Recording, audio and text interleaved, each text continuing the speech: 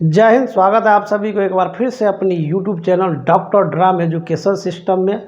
आज के इस महत्वपूर्ण वीडियो में हम लेकर के आए हैं मैथमेटिकल रीजनिंग एंड एप्टीट्यूड, गणितीय तर्क और अभिवृत्ति।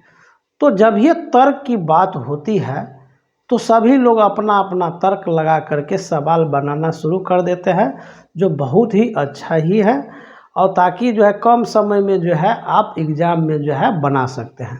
तो इसीलिए जो है कुछ हम ट्रिक्स के माध्यम से, फार्मूला के माध्यम से आप लोगों को जो है बताने की कोशिश कर रहे हैं। यदि आपको अच्छा लगे तो चैनल को सब्सक्राइब और लाइक ज़रूर करेंगे, ताकि हमारा जो है मोटिवेशन बना रहे। तो चलिए शुरुआत करते हैं। जैसा कि आप बोर्ड पर देख रहे हैं कि मैथमेटिकल रीजनिंग एंड एप्टीट्यूड, गणितीय तर्क और अभिवृत्ति। अब देखिएगा क्या कि यहाँ पर जो है श्रेणियों पर आधारित प्रश्नों में पद ज्ञात करना। मतलब जो है ये आपका जो है ये श्रेणी है, और श्रेणी आधारित तो है, बहुत प्रकार के प्रश्न पूछे जाते हैं यूजीसी नेट एग्जामिनेशन में, और रेलवे, एसएससी, बीपीएससी सभी में जो है पूछे जाते हैं। तो थोड़ा तर्क लगाएंगे तो हमको लगता है यहाँ से सवाल छूटने वाला नहीं है। तो श्रेणियों पर आधारित प्रश्नों में पद ज्ञात करना है। इसके लिए जो है देखिएगा क्या कि वर्तमान समय में होने वाली विभिन्न परीक्षाओं के बदलते पैटर्न को देखते हुए श्रेणियों पर आधारित प्रश्नों के पूछे जाने की संभावना है, जो समांतर दो प्रकार के होते हैं। अब क्या है कि श्रेणी के आधारित जो प्रश्न पूछा जाता है तो उसमें दो तरह का जो है श्रेणियों के सवाल पूछे जाते हैं, जिसका दो प्रकार का है। तो उसका हम पहले परिभाषा जानते हैं, उसके बाद उदाहरण के तौर पर जो है कैसे सॉल्व करेंगे वो भी जानते हैं। तो आप देखिए, तो श्रेणी कितने समांतर दो प्रकार के होते हैं, तो समांतर श्रेणी और गुणोत्तर श्रेणी। समांतर श्रेणी को जो है अंग्रेजी में कहते हैं आप जो है अर्थमेटिक प्रोग्रेशन। ठीक है, क्या अर्थमेटिक प्रोग्रेशन। उसके बाद है गुणोत्तर श्रेणी का हो गया जियोमेट्रिक प्रोग्रेशन। ठीक है, तो दोनों का जो है परिभाषा अलग अलग है। तो हम आज जानते हैं कि समांतर श्रेणी की परिभाषा क्या है। तो ध्यान दीजिएगा कि समांतर श्रेणी जिसमें आप लोग जो है यहाँ पर देख सकते हैं कि क्या लिखा हुआ है कि समांतर श्रेणी की परिभाषा है कि वह श्रेणी जिसमें लगातार दो पदों का अंतर समान होता है। क्या है कि लगातार दो पदों का अंतर क्या होगा, समान होगा। समझ रहे हैं ना, वह श्रेणी जिसमें लगातार दो पदों का अंतर समान होता है समांतर श्रेणी कहलाता है। मतलब वह श्रेणी क्या है, वह श्रेणी जिसमें लगातार दो पदों का अंतर समान होता है, वह श्रेणी जिसमें लगातार दो पदों का अंतर समान होता है वह समांतर श्रेणी कहलाता है। तो समांतर श्रेणी समझ गए कि वह श्रेणी जिसमें लगातार क्या है, लगातार। समांतर श्रेणी का परिभाषा है कि वह श्रेणी जिसमें लगातार दो पदों का समान क्या है, अंतर क्या होता है, समान होता है। वह श्रेणी जिसमें लगातार दो पदों का अंतर समान होता है, याद कर लीजिए, वह श्रेणी जिसमें लगातार दो पदों का अंतर क्या होता है, समान होता है। वह श्रेणी जिसमें लगातार दो पदों का अंतर लगातार दो पदों का अंतर समान होता है समांतर श्रेणी कहलाती है। ठीक है, वह श्रेणी जिसमें लगातार दो पदों का अंतर समान होता है वह समांतर श्रेणी कहलाती है। वह श्रेणी जिसमें लगातार दो पदों का अंतर समान होता है समांतर श्रेणी कहलाते हैं। किसी भी समांतर श्रेणी में, किसी भी समांतर श्रेणी में किसी पद में से उसके पूर्व पद को घटा देने पर प्राप्त संख्या पदांतर कहलाती है। पदांतर किसे कहते हैं? तो किसी भी समांतर श्रेणी में किसी पद में से उसके पूर्व पद को घटा देने पर, क्या है देखिए, किसी समांतर श्रेणी में किसी पद में से उसके पूर्व पद को घटा देने पर, उसके पूर्व पद को घटा देने पर प्राप्त संख्या पदांतर कहलाती है। ये भी समझ गए कि समांतर श्रेणी किसे कहते हैं? तो वह श्रेणी जिसमें लगातार दो पदों का अंतर समान होता है वह समांतर श्रेणी कहलाती है। किसी भी समांतर श्रेणी में किसी पद में से उसके पूर्व पद को घटा देने पर प्राप्त संख्या पदांतर कहलाती है। तो पदांतर किसे कहेंगे? किसी भी समांतर श्रेणी में किसी पद में से उसके पूर्व पद को घटा देने पर प्राप्त संख्या पदांतर कहलाती है। यदि किसी समांतर का प्रथम पद ए हो, किसी समांतर का प्रथम पद ए हो एवं पदांतर डी हो तो समांतर श्रेणी निम्न प्रकार से होगी। अब क्या है? किसी समांतर का प्रथम पद क्या होना चाहिए? ए हो एवं पदांतर क्या होना चाहिए? डी हो तो समांतर श्रेणी निम्न प्रकार की होगी। तो जैसे कि अब देखिए, ए कोमा इंटू ए प्लस डी कोमा इंटू ए प्लस 2d कोमा ए प्लस 3d कोमा ए प्लस 4d कोमा ए प्लस 4 ए प्लस 5d, मतलब अनगिनत हो सकते हैं। ठीक है। अब क्या है कि समांतर श्रेणी का nवां पद अगर कहता है निकालने के लिए, तो nवां पद का जो है फार्मूला होता है Tn बराबर a plus into n-1 into D, जहाँ a हमारा क्या है? प्रथम पद है और d क्या है? पदांतर है। तो परिभाषा के तौर पर आप समझ लिए कि वह श्रेणी जिसमें लगातार दो पदों का अंतर समान होता है समांतर कहलाती है। किसी भी समांतर श्रेणी में किसी पद में से उसके पूर्व पद को घटा देने पर प्राप्त संख्या पदांतर कहलाती है। यदि किसी समांतर का प्रथम पद ए हो एवं पदांतर डी हो तो समांतर श्रेणी में निम्न प्रकार होगी। एक तो हो जाएगा आपका, ये हो जाएगा निम्न प्रकार ए इंटू ए प्लस डी प्लस ए इंटू ए प्लस 2d इंटू ए प्लस 3d। अब समांतर श्रेणी का nवां पद कहेगा जब निकालने के लिए, तो इसका फार्मूला होता है Tn बराबर a plus into n-1 d into D, जहाँ a प्रथम पद है और d पदांतर है। तो उदाहरण के तौर पर एक सवाल ले लिए है कि श्रेणी मान के चलिए 7, 9, 11, 13 का 10वां पद क्या होगा। तो 10वां पद जब ये पूछ रहा है तो हमारा लग जाएगा फार्मूला का ये। ठीक है। तो हम अब ज्ञात करना है कि देखिए इस चारों ऑप्शन में, उसके बाद तो अनगिनत हो सकते हैं 13, 15, 16 जो भी है। आप देखिएगा कि यहाँ पर 2 अंतर है, यहाँ पर 2 अंतर है, यहाँ पर 2 अंतर है, मतलब ये क्या है? समांतर श्रेणी है। क्योंकि समांतर श्रेणी क्या है? जिसमें लगातार क्या है? जिसमें लगातार दो पदों का अंतर क्या हो रहा है? समान हो रहा है। दो पदों का अंतर 2-2 आ रहा है तो समान है। अब हमको ज्ञात करना है इस फार्मूला पर। तो पहला पद हमारा क्या है? इसमें 7 है, तो a बराबर क्या हो गया? 7। पदांतर क्या हो गया? जैसे 9 में से 7 गया तो क्या हो जाएगा? 2। 11 में से 9 जाएगा तो क्या होगा? 2। 13 में से 11 जाएगा तो क्या हो जाएगा? 2। तो यानी कि हमारा पदांतर कितना हो गया?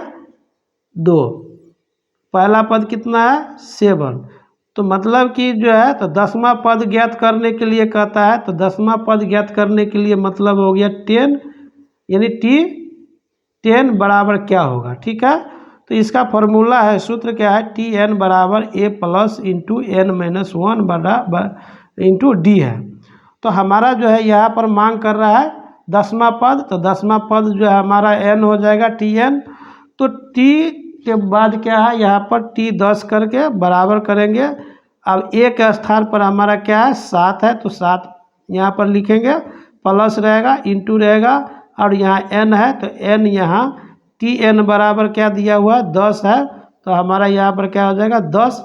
यहाँ पर हमारा जब ये कहेगा कि जो अंक यहाँ पर पूछेगा 10वां अंक, 12वां अंक, 15वां अंक या 20वां अंक जो भी पूछ रहा है, इसका मतलब ये क्या चीज़ का वैल्यू है, n का वैल्यू है। ठीक है, तो इसीलिए जो यहाँ पर 10 - 1 कर दिए, पावर 2 हो गया। ठीक है, गुना में 2 हो गया, पावर नहीं है 2 है।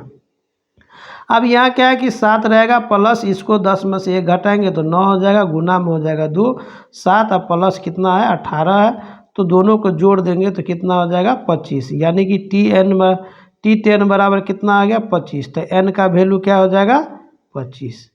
ठीक है, तो ये था आपका जो है समांतर श्रेणी। तो समांतर श्रेणी में अगर आप लोगों को कोई प्रश्न रह गया है तो कमेंट्स बॉक्स में ज़रूर कमेंट्स करेंगे। आशा करते हैं कि इस वीडियो के माध्यम से आपको समझने में दिक्कत नहीं होगी। एक बार और हम आपको परिभाषा दोहरा देते हैं कि समांतर श्रेणी, उसके बाद जो है गुणोत्तर श्रेणी के बारे में हम आप चर्चा करेंगे। अब क्या पूछ रहा है कि समांतर श्रेणी वह श्रेणी जिसमें लगातार दो पदों का अंतर समान होता है। वह श्रेणी जिसमें लगातार दो पदों का अंतर समान होता है समांतर श्रेणी कहलाती है। उसके बाद किसी भी समांतर श्रेणी में किसी पद में से, मतलब किसी पद में से उसके पूर्व पद को घटा देने पर प्राप्त संख्या पदांतर कहलाती है। यदि किसी समांतर का प्रथम पद A हो एवं पदांतर D हो तो समांतर श्रेणी निम्न प्रकार की होगी। तो एक तो हमारा ये हो गया, एक ये हो गया, दूसरा हमारा जो है ये हो गया। तो अब हम चलते हैं, बात करते हैं इसका एक और उदाहरण ले लेंगे इस पर। तो आपको नेक्स्ट वीडियो में हम इस पर उदाहरण लेंगे और 10-12 सवाल हम इस पर लाएंगे। ठीक है, अब हम बात करेंगे कि जो है गुणोत्तर श्रेणी के बारे में। ठीक है, तो गुणोत्तर श्रेणी के बारे में हम जानेंगे।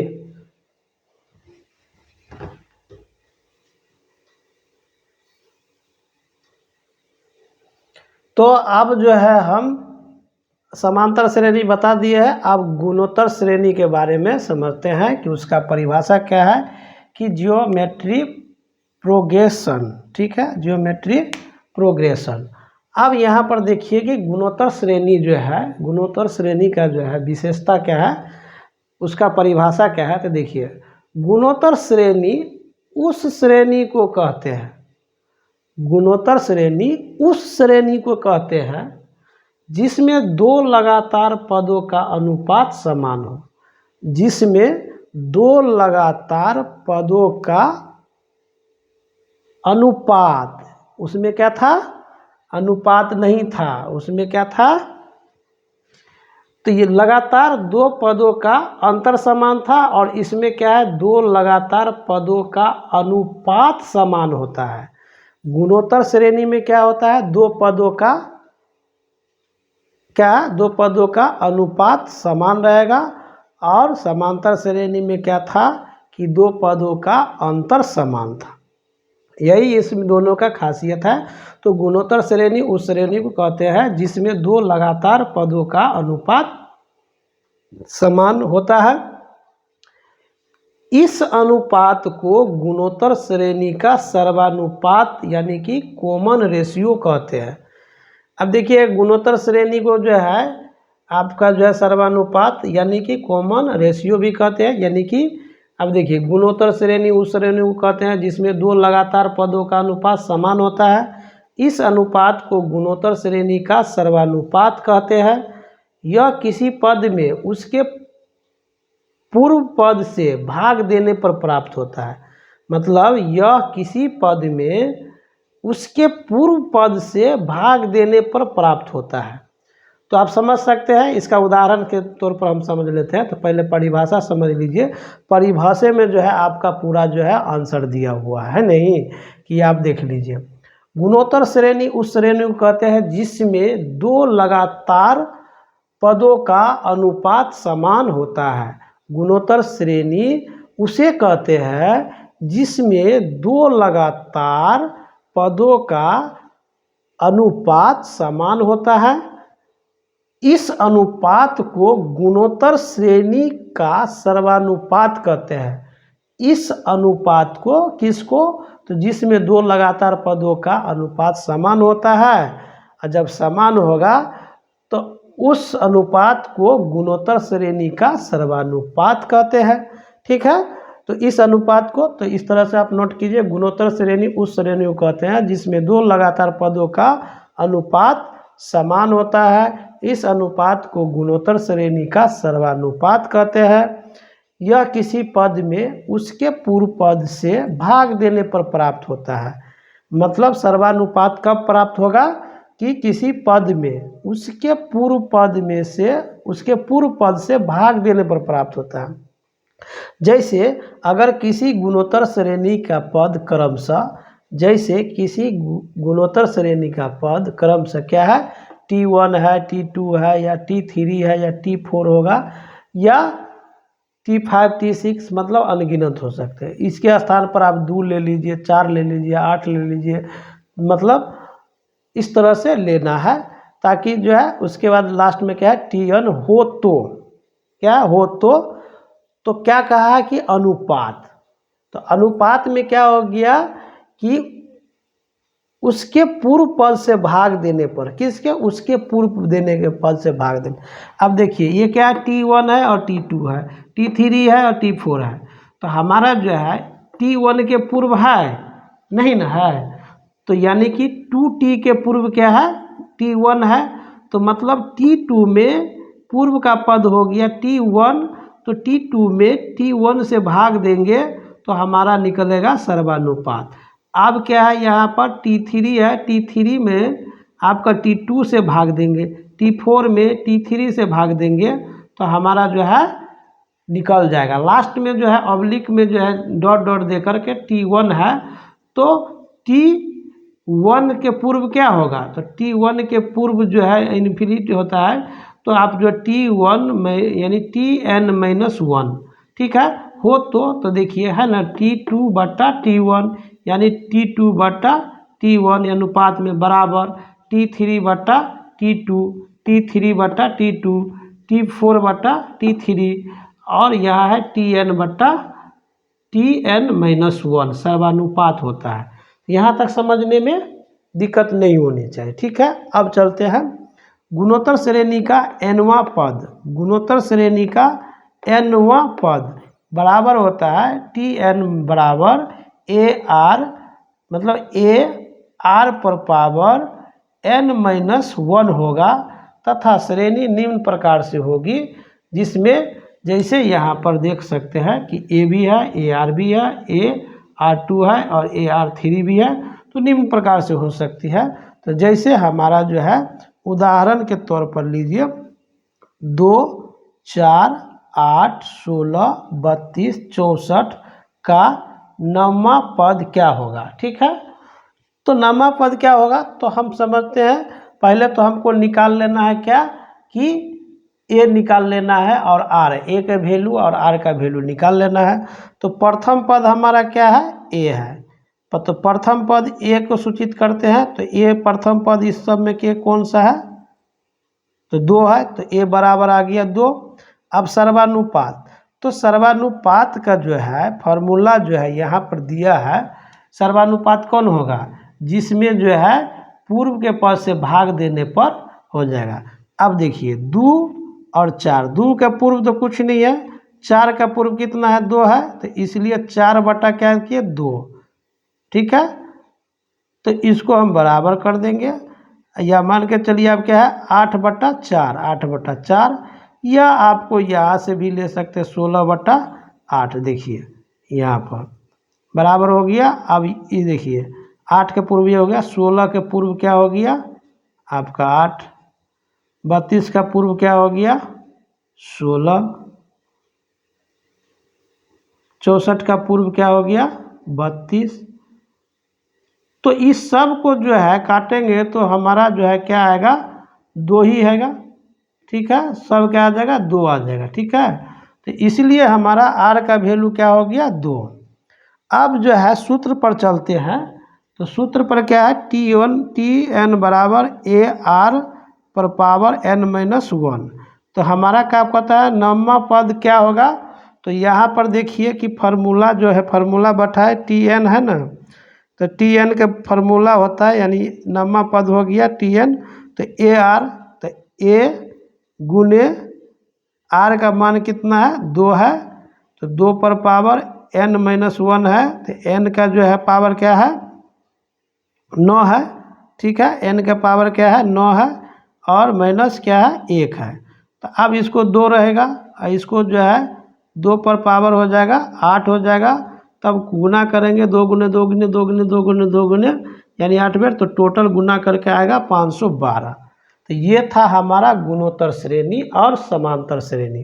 तो आशा करते हैं कि जो है हमारा जो है मैथमेटिकल रीजनिंग एंड एप्टीट्यूड में जो है श्रेणियों पर आधारित प्रश्नों में पद ज्ञात करना होगा। तो ये 2 तरह का जो सवाल आएगा तो आप अच्छे से बना लेंगे और ये फार्मूला को थोड़ा जो है दिमाग लगाएंगे।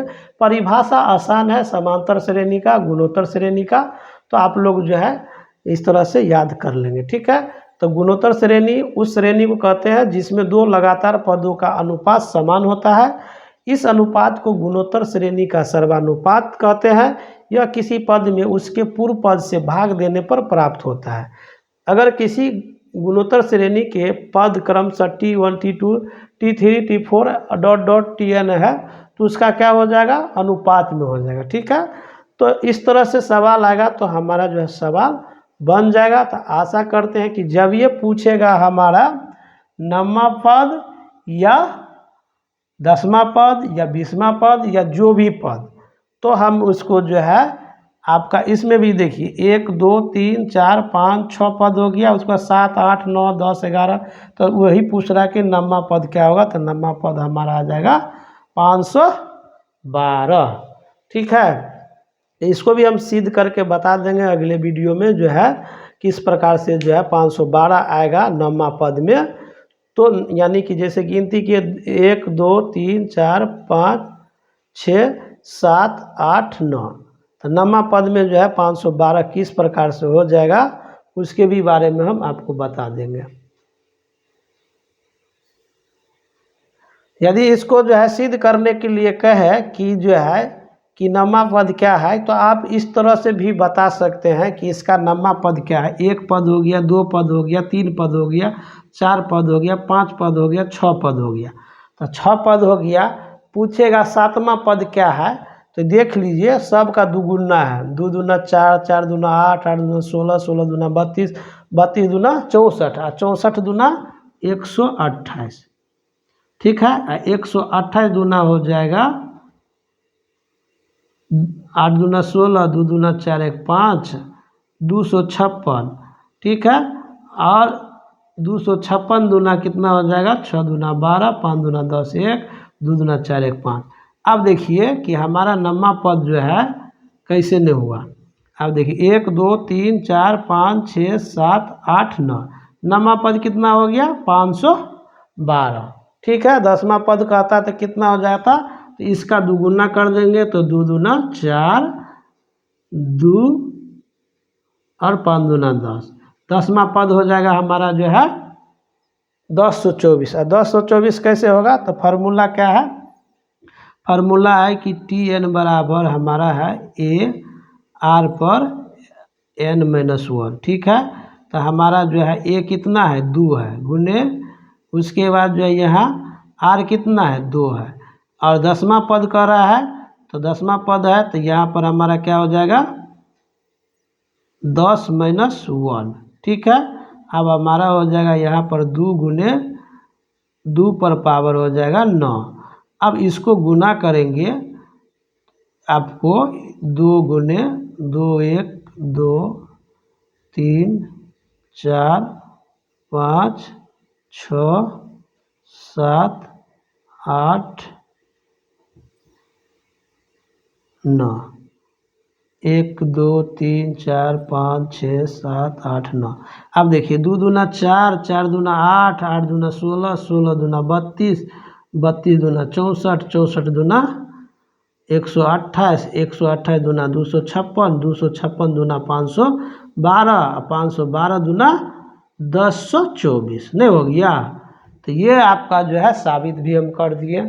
तो आशा करते हैं कि इसके माध्यम से, इस फार्मूला के माध्यम से, इस परिभाषा के माध्यम से आपको आने वाले जो है संभावित परीक्षाओं में जो है इस प्रकार का प्रश्न एक भी नहीं छूटेगा। तो आशा करते हैं कि मैथमेटिकल रीजनिंग एंड एप्टीट्यूड का जो है ये सवाल नंबर जो है दूसरा था। और इसके बाद जो है हम आप लोगों को जो है लाएंगे अक्षर श्रृंखला। क्या लाएंगे? नेक्स्ट वीडियो में जो है अक्षर श्रृंखला के बारे में हम बात करेंगे। तो ये था आपका बेसिक जानकारी था, और बेसिक जानकारी सभी को रहना बहुत ही ज़रूरी है, क्योंकि बेसिक रहेगा तभी आपका तर्क काम करेगा, तर्क वितर्क काम करेगा, नहीं तो काम करने वाला नहीं है। दिमाग जो है वैसे हमारा जो है बहुत चंचल होता है। तो इसलिए जो है आप लोग क्या कीजिए कि जो मैं बता रहा हूँ इसमें आप एनालिसिस कीजिए कि अगर कहीं इसमें जोड़ने और घटाने वाला बात होगा तो कमेंट्स में ज़रूर कीजिएगा। वैसे हमको जहाँ तक जानकारी था वो जानकारी दे दी है। आशा करते हैं कि इस वीडियो के माध्यम से आप लोगों को जो है कुछ सीख बनी होगी। वैसे भी देखिए कि 12:15 हो गया है, रात का समय है, क्योंकि दिन का समय मुझे मिलता नहीं है जो आप लोगों के बीच में इस प्रकार से लाएंगे। तो आप लोग जो है थोड़ा भी वीडियो अच्छा लगा है तो एक लाइक ज़रूर कीजिए, सब्सक्राइब कर लीजिए, अपने दोस्तों को भी शेयर कर दीजिए, ताकि हमारा जो है मोटिवेशन बना रहेगा। और इसी तरह से आप लोगों के बीच वीडियो लाते रहेंगे। तो आज के वीडियो में इतना ही। जय हिंद।